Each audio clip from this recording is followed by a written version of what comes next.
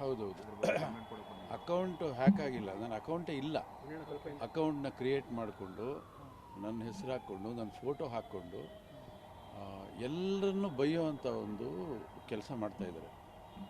ಅಪ್ಪು ಅವರ ಫೋಟೋ ಹಾಕಿ ಅಪ್ಪು ಅವ್ರ ಬಗ್ಗೆ ಕೆಟ್ಟದಾಗ ಕಾಮೆಂಟ್ಸ್ ಮಾಡಿಕೊಂಡು, ಸುದೀಪ್ ಅವ್ರ ಫೋಟೋ ಹಾಕ್ಕೊಂಡು ಅವ್ರ ಬಗ್ಗೆ ಕೆಟ್ಟದಾಗ ಕಾಮೆಂಟ್ಸ್ ಮಾಡಿಕೊಂಡು, ಶಿವಣ್ಣನ ಫೋಟೋ ಹಾಕ್ಕೊಂಡು, ಹೀಗೆ ಬಹುತೇಕ ಎಲ್ಲ ಕಲಾವಿದರ ಬಗ್ಗೆ ನಾನು ಕಾಮೆಂಟ್ಸ್ ಮಾಡೋ ಥರ ಅಲ್ಲಿ ಎಷ್ಟು ಸಾವಿರಾರು ಪೇಜ್ಗಳಿದೆ. ನನಗೆ ಗೊತ್ತೇ ಇಲ್ಲ. ನನಗೆ ಯಾರೋ ನಮ್ಮ ಸ್ನೇಹಿತರೊಬ್ಬರು ಕಳಿಸೋದು ಬೇಜಾರಾಯಿತು. ಸರಿ, ಇಲ್ಲಿ ಸಾಹೇಬ್ರಿಗೆ ಕಂಪ್ಲೇಂಟ್ ಕೊಡೋಣ ಅಂತ ಬಂದಿದ್ದೀನಿ.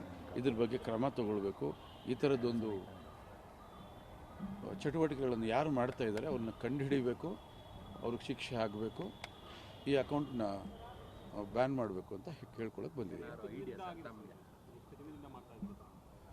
ಇದು ಸುಮಾರು 6-7 ತಿಂಗಳಿಂದ ಇದೆ ಅಂತ ನನಗೆ ಗೊತ್ತಿಲ್ಲ. ಅದು ನನ್ನ ಗಮನಕ್ಕೆ ಬಂದಿಲ್ಲ. ನನ್ನ ಗಮನಕ್ಕೆ ಬರ್ತಿದ್ದ ಹಾಗೇನೆ ಇಮ್ಮಿಡಿಯೇಟಾಗಿ ನಾನು ಕಂಪ್ಲೇಂಟ್ ಕೊಡೋದಕ್ಕೆ ಇಲ್ಲಿಗೆ ಬಂದಿದ್ದೀನಿ. ನಾನು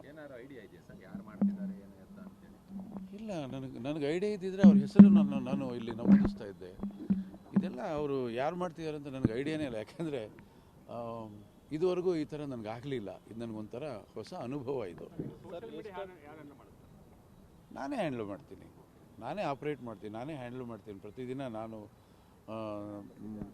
ನನ್ನ ಜೊತೆಲೇ ಇರುತ್ತೆ. ಅದು ಬೇರೆ ಯಾರಿಗೂ ನಾನು ಕೊಡೋದಿಲ್ಲ ಅದನ್ನು. ಈ ಗಮನಕ್ಕೆ ಬಂದು 4 ದಿನ ಆಯಿತು.